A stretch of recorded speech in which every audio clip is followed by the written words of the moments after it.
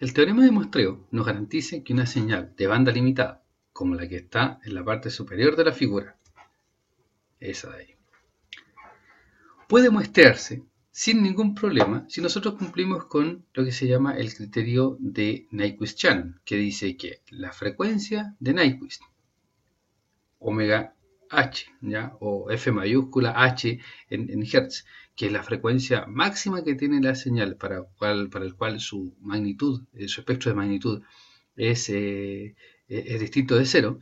Entonces, si uno muestrea al menos al doble de esa frecuencia de Nyquist, el espectro de la señal de tiempo continuo original no se va a distorsionar, no va a sufrir cambios, puesto que al muestrarla, muestrarlo significa tomar una señal y multiplicar la señal de tiempo continuo y, por ejemplo, poder multiplicarla por un test de impulsos, que es el que genera el muestreo.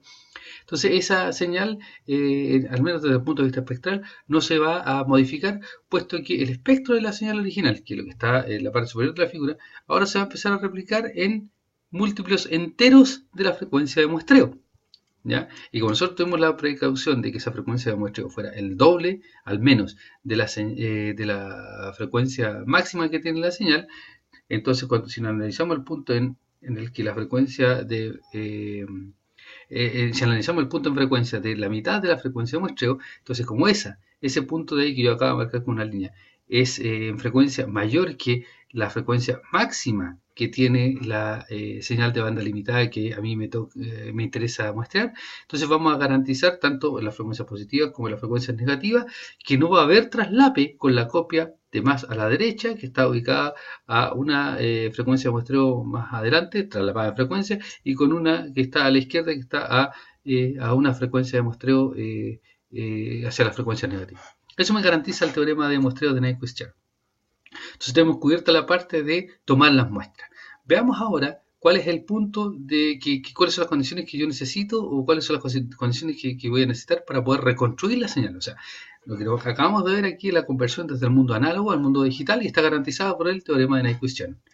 Vamos a ver ahora cuáles son las condiciones que se necesitan o qué es lo que pasa cuando yo quiero hacer el proceso inverso. Desde las muestras digitales quiero construir la señal continua. Esa señal continua, entonces nosotros la vamos a reconstruir y para eso necesitamos lo que se llama un filtro de reconstrucción, ¿ya? Que en la terminología o la jerga de procesamiento de señales normalmente se llama un filtro de interpolación, ¿ya? O un filtro de reconstrucción, en este caso se llama así. El filtro de reconstrucción, entonces, lo que va a tratar de hacer es construir esa señal continua a partir de las muestras digitales, que son los puntos que están marcados ahí. ¿Cómo lo hago? Bueno, una opción es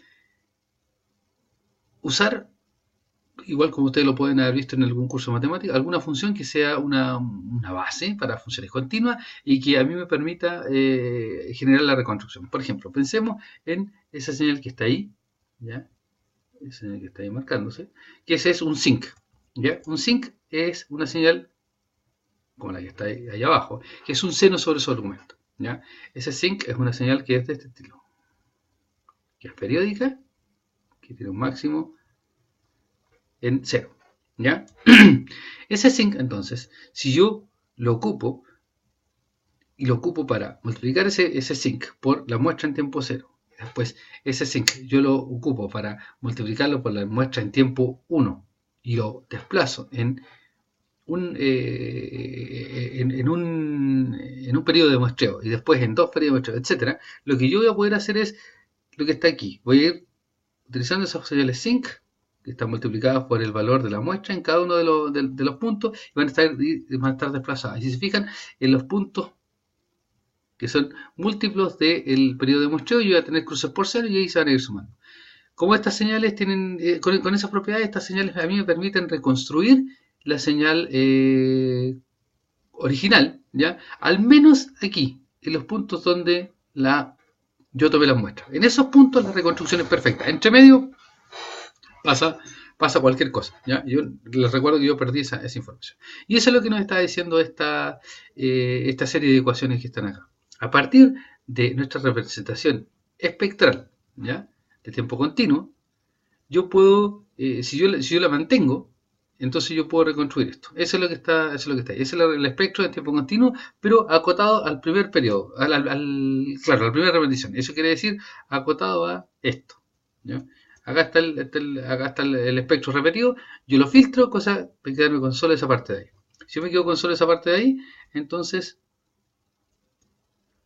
lo que esta serie de ecuaciones me dicen es que yo puedo tomar la transformada de Fourier inversa de toda esta cosa, ¿ya? Y si yo tomo la transformada de Fourier inversa, hago, si la matemática me lo permite, ¿cierto? Cambio el orden de la integración con la suma, como está acá.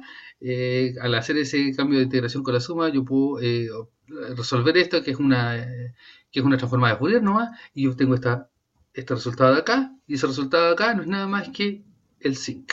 Entonces, si se fijan, a lo que voy es eso, a lo que obtengo esta ecuación de acá. Y esto de aquí, ya habíamos visto que son exactamente las muestras. ¿Ya? Por lo tanto, lo que está solito es la señal reconstruida. ¿Ya? Y aquí la notación puede ser un poco confusa. ¿Ya? Este XC es teóricamente igual al XC que yo mostré originalmente. Pero en realidad esta es una aproximación al original, porque estas son iguales solamente en los puntos donde yo tomé las muestras. Entre medio, esta señal que yo reconstruyo no es exactamente igual, o no necesariamente no es igual, a la señal original que yo tenía. ¿Ya? Pero aquí está la relación. Y eso significa lo siguiente. En los puntos donde yo tomé la muestra, lo multiplico por una señal que es esta, que es un zinc, ¿ya? O un interpolador de banda limitada, en este caso, o sea, un interpolador que tiene banda limitada, porque eso es lo que yo obtengo en frecuencia. Y eso es lo que está aquí, ¿ya? Este zinc, se fijan, que yo lo voy corriendo, T menos NT, este T se cambia ahora ahí por T menos NT y ese T se cambia por T menos NT. Y eso es lo que yo reemplazo aquí. Que en el fondo es la suma de esas señales zinc en cada uno de los desplazadas en múltiplos enteros del periodo de muestreo. Y además de eso, multiplicada o amplificada o pesada, si ustedes quieren verlo, por el coeficiente por un coeficiente que esté acá y ese coeficiente que tiene que ver con el valor de la muestra. ¿Ya? Ahora, eso es la transformación digital análoga ideal. ¿Ya? Esta es la función zinc, ese es el G de banda limitada. Esa, si ustedes toman la transformada de Fourier de tiempo continuo de esta señal de acá, su transformada de Fourier es esta de aquí. Y eso es exactamente lo que hicimos antes. Les recuerdo lo siguiente. Si esta es la transformada de Fourier de esta señal de tiempo continuo de acá, entonces esa transformada de Fourier me va a hacer que la transformada de Fourier de tiempo discreto de la señal digital, esta es la señal digital, ¿ya? La señal digital de tiempo discreto, va a ser que como nosotros tomamos solamente esta banda, yo me quedé con ese espectro y los otros los elimine. ¿Ya? Y eso es exactamente lo que queremos, eliminar las múltiples copias arriba en el espectro de tiempo discreto y quedarme solamente con la central. ¿Ya? Y aquí está la explicación de por qué este filtrito de acá me permite hacer el doble juego de eliminar las copias repetidas del espectro original que están en múltiplos enteros de la frecuencia de muestreo y al mismo tiempo me permite hacer la reconstrucción de la señal original. ¿Ya? La reconstrucción la hago al hacer la combinación lineal de las muestras con esta señal de recuperación de acá, que es la que yo voy desplazando dependiendo del tiempo en que se tomó la muestra, y hago la combinación lineal, entonces obtengo la suma de todas las señales zinc y me da la función que está ahí. ¿Ya? Y eso es el filtro ideal de interpolación. Ahora, lamentablemente, este filtro ideal de interpolación no se puede generar en la práctica, porque si se fijan, este filtro ideal de reconstrucción requiere señales que sean infinitas en el tiempo. Y eso no es fácil de hacer, por no decir que no se puede hacer. Aquí un tema nomás de nomenclatura y de un poco de entendimiento es la interpolación no es lo mismo que el filtrado. ¿Ya? El filtrado significa lo siguiente. El filtrado significa, yo tengo una señal, en este caso, que está en tiempo discreto. ¿Ya? Perdón, esta es la señal. Esta es el tiempo discreto. Y la paso por un filtro digital, también en tiempo discreto, y yo lo que obtengo es IDN, que es la señal filtrada a través de este medio digital. Lo mismo pasa en tiempo continuo. Tengo mi señal a la entrada, tengo mi filtro de tiempo continuo y tengo mi señal a la salida de tiempo continuo. Sin embargo, en el interpolador, ¿ya? Al hacer la reconstrucción, pasa algo totalmente distinto. Fíjense aquí, en la parte de arriba, todo es tiempo discreto. En la parte del medio, todo es tiempo continuo. El interpolador, en cambio, toma tiempo discreto, lo mezcla con el tiempo continuo para obtener una señal de tiempo continuo, ¿ya? Por eso eso es lo que se apunta acá. Que estos son, el interpolador es un objeto que mapea señales de tiempo discreto en señales de tiempo continuo, así como el muestrador hace todo lo contrario. Desde un tiempo continuo nos genera una señal en tiempo discreto. Y eso tiene dos cosas. Cuando yo hago filtrado, ya sea en el tiempo continuo o en el tiempo discreto, lo que yo estoy haciendo es aprovecharme todas las propiedades, porque es el supuesto que nosotros tenemos, de los sistemas lineales tiempo invariante, ¿ya? Tanto en tiempo discreto como en tiempo continuo. Eso es la cosa de arriba. Sin embargo, las operaciones de interpolación, en este caso de acá, ¿ya? O de filtrado, en el caso que vimos antes, son operaciones de tiempo lento, porque van a depender de cuando yo tome la muestra o cuando quiera hacer la reconstrucción, el resultado va a cambiar. Y aquí está un resumen de cuáles son las operaciones que hay que hacer. En este cuadrante de acá tenemos tiempo continuo y está el dominio del tiempo continuo. Acá está, perdón, exactamente, el dominio del tiempo continuo. Acá está el dominio de la frecuencia. Acá está el dominio del tiempo y acá está el dominio de la frecuencia. Sin embargo, en este de acá ya no es tiempo continuo, sino que es tiempo discreto. Por lo tanto, entonces a la izquierda tenemos el dominio del tiempo y a la derecha tenemos el dominio de la frecuencia. Arriba tenemos el dominio del tiempo continuo en este cuadrante para el dominio del tiempo. Y acá abajo tenemos el tiempo discreto para el dominio del tiempo. Y a la derecha tenemos el dominio de la frecuencia, pero frecuencias absolutas. Y en cambio acá abajo, a la derecha, tenemos el dominio de la frecuencia, pero para frecuencias normalizadas. Hay que partir entonces con una señal en tiempo continuo, arriba en el primer cuadrante. Y si yo lo quiero pasar a tiempo discreto, entonces muestreo, y me voy acá abajo. Y yo tengo mi señal en tiempo discreto, ¿ya? Si yo quiero pasar de vuelta del tiempo discreto al tiempo continuo, entonces me voy así a través de, para abajo es muestreo, para arriba es reconstrucción, ¿ya? Y la reconstrucción la hago con el sync, que es la función, el G de banda limitada que habíamos visto antes, ¿ya? Y este es el muestrador. ¿Qué pasa? Mi señal en tiempo continuo, entonces, tiene un equivalente en el dominio de la frecuencia que es x sub c mayúscula de omega mayúscula. Cuando yo paso del tiempo continuo al tiempo discreto, entonces yo ocupo la transformada de Fourier de tiempo discreto para obtener la representación en Fourier. Cuando yo estoy en tiempo continuo, para obtener la representación en Fourier, ocupo la transformada de Fourier de tiempo continuo. Y tengo esas dos cosas de ahí. ¿Ya? ¿Qué es lo que pasa? Cuando yo estoy en el tiempo continuo y yo realizo un muestreo, o sea, cuando paso del tiempo continuo al tiempo discreto, yo paso acá, abajo, ¿ya? Paso de frecuencias absolutas, de los hertz, a frecuencias normalizadas, que son por unidad, o sea, sin dimensión. Y obtengo estas de acá, ¿ya? Lo mismo para los radianes. Sin embargo, cuando paso del tiempo continuo al tiempo discreto, a mí me puede ocurrir lo siguiente. Me puede ocurrir que si no hago las cosas con cuidado, entonces yo genero aliasing, ¿ya? Y al revés, cuando yo estoy de la frecuencia, quiero pasar de la frecuencia normalizada hacia la frecuencia absoluta, yo les recuerdo que acá en el cuadrante de abajo, en la frecuencia normalizada, yo tengo múltiples copias, ¿ya? Que se repiten porque esto es periódico. Que se repiten. Entonces lo que hago es, para volver a las frecuencias continuas, tomo la que están alrededor de la frecuencia 0, la multiplico por la frecuencia de muestreo, filtro todo lo que está sobre la frecuencia de muestreo partido por 2, tanto positivas como negativas, que es el low pass filtering que aparece aquí, y obtengo mi señal en tiempo continuo. En el dominio de la frecuencia absoluta. ¿Ya?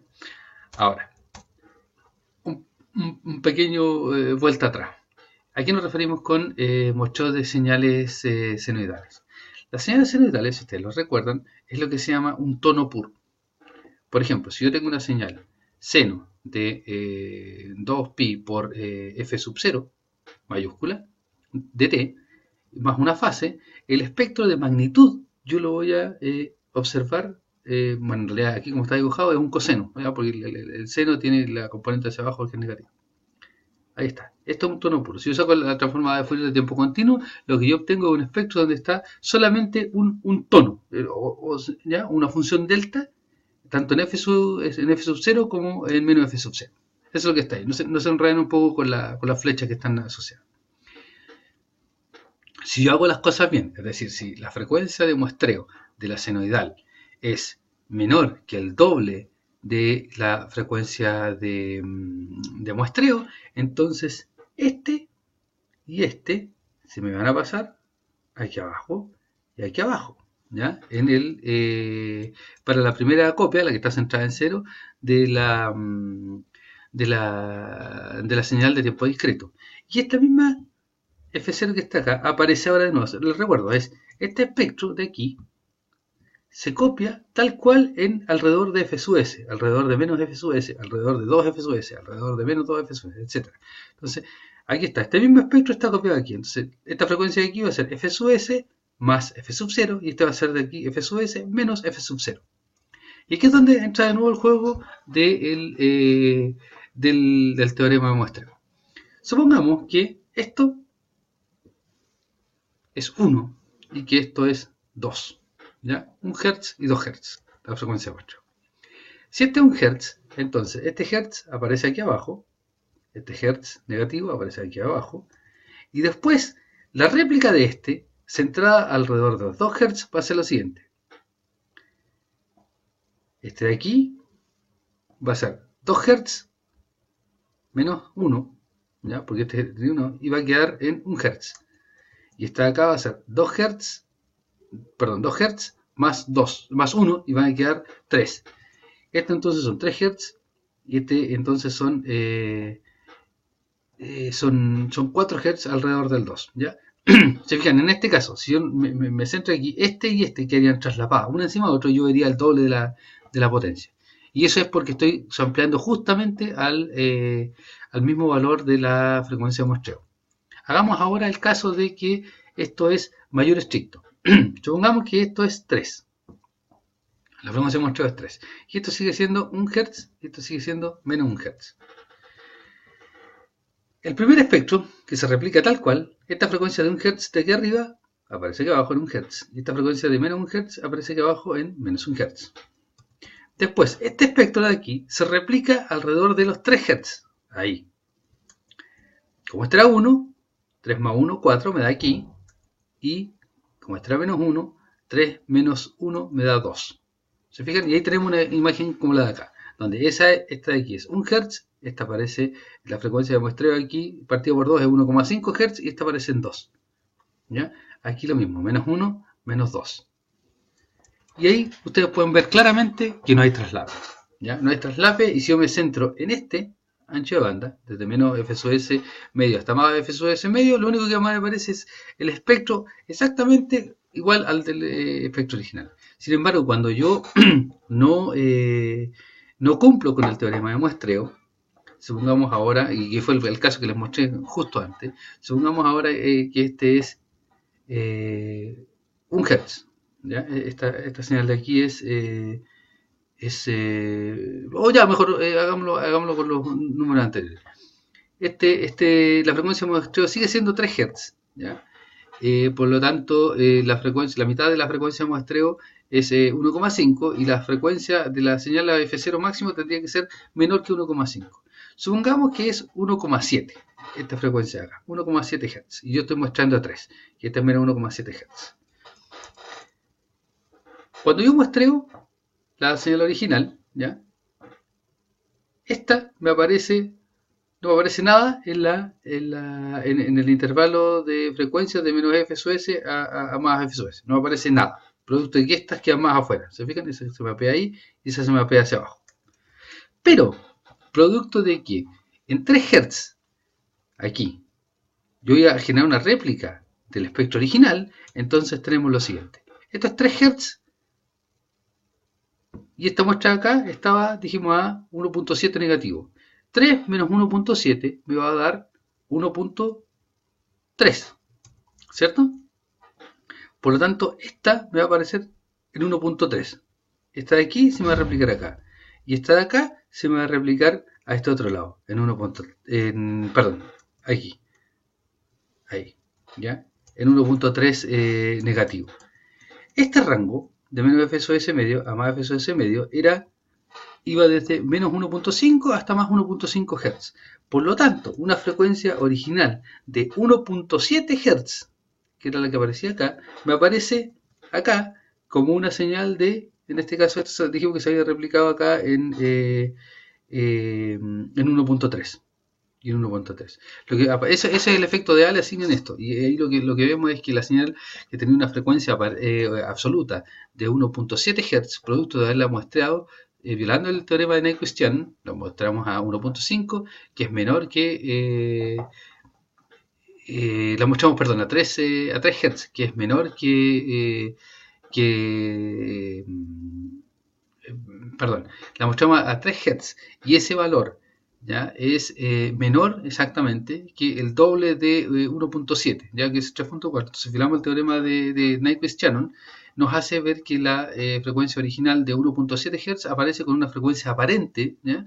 En el espectro de acá de 1.3 Hz. Aparece como algo más lento que lo que realmente era, ¿ya? Y ese es el efecto de aliasing que se ve ahora claramente en la sinusoidal.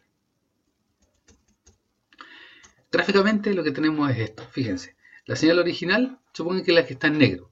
Si yo tomo muestras, ¿ya? No satisfacción del teorema muestreo, y las tomo ahí, ahí, ahí, ahí, ahí, ahí, ahí, ahí, ahí, etc.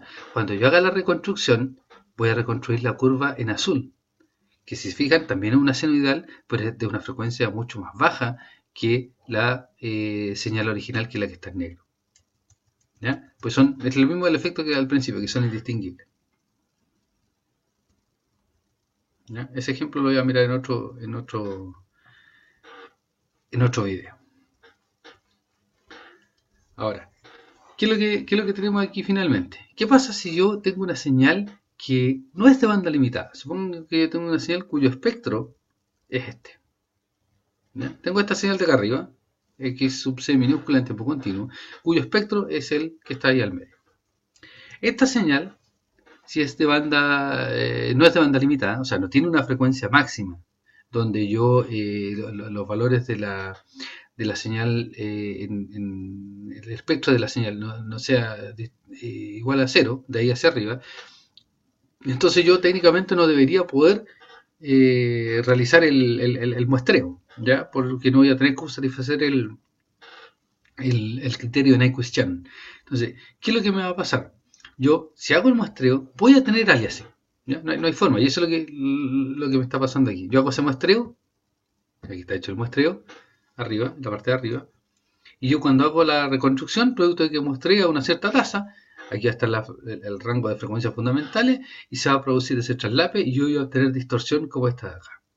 ¿Cuál es la solución para eso? Es simple, y no les va a gustar mucho, pero eso es. Si la señal tiene banda no limitada, lo que uno tiene que hacer es limitarla en banda a un cierto valor, por ejemplo ahí, y ahora hacer satisfacer el teorema de muestro.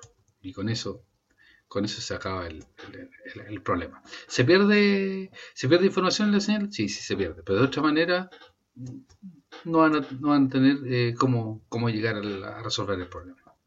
¿Ya? Lo que viene ahora es cómo pasamos de señales de señales análogas a digitales, ya como proceso completo. Fíjense, este es el resumen, y para el caso ideal.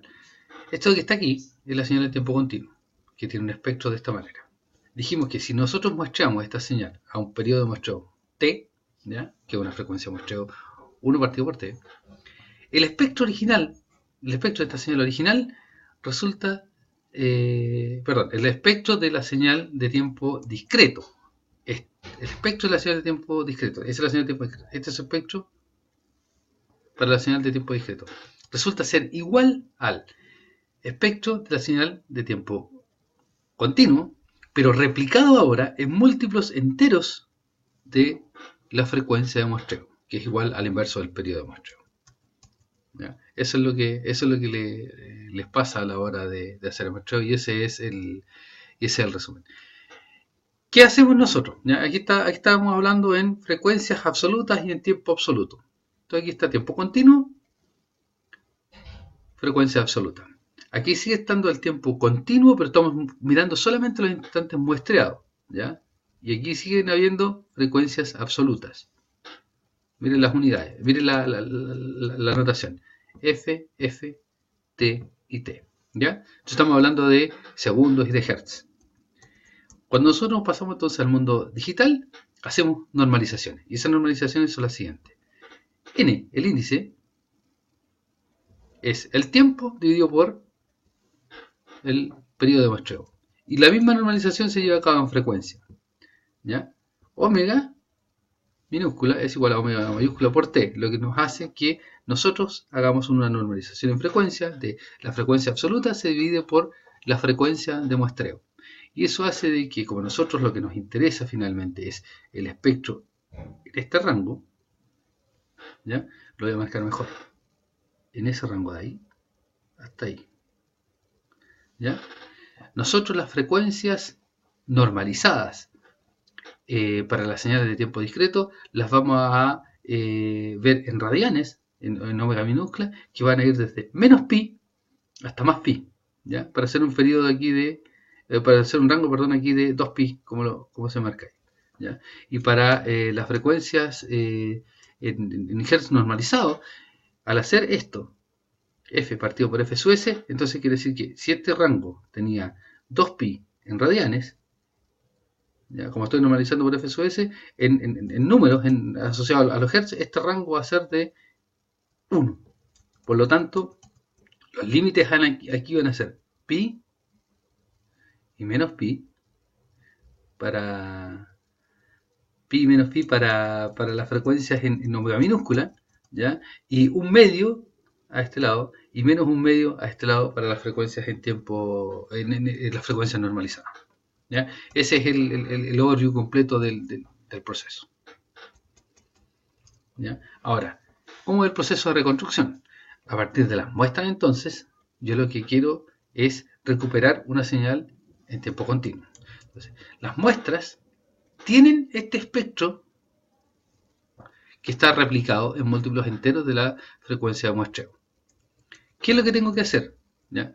Primero, para recuperar la señal en el tiempo, hay que recordar el periodo de muestreo y utilizarlo ahora para pasar desde estos índices, ¿ya?, al tiempo absoluto. Y ahora voy a tener una señal en tiempo absoluto. Lo mismo acá, yo multiplico ahora por la frecuencia de muestreo en el dominio de la frecuencia y yo obtengo en hertz. Y ahora el proceso de reconstrucción pasa por eliminar estas copias en frecuencia y suavizar esta curva en el tiempo. Y eso se hace simultáneamente con el filtro de reconstrucción, que lo que hace es, si esta cajita que es el filtro ideal, ¿ya?, lo que hace es eliminar esas copias de acá y me genera el espectro de aquí, porque ya lo pasamos a hertz, y al mismo tiempo me suaviza la señal y me la entrega en tiempo continuo. ¿Ya? Y lo que tenemos aquí es, de nuevo, el resumen, lo mismo visto en diagrama en bloque. Ahí está la conversión análoga digital ideal. Aquí es cualquier tipo de procesamiento que ustedes quieran hacer en tiempo discreto. Y aquí está la reconstrucción ideal a través de un sistema de conversión digital análoga.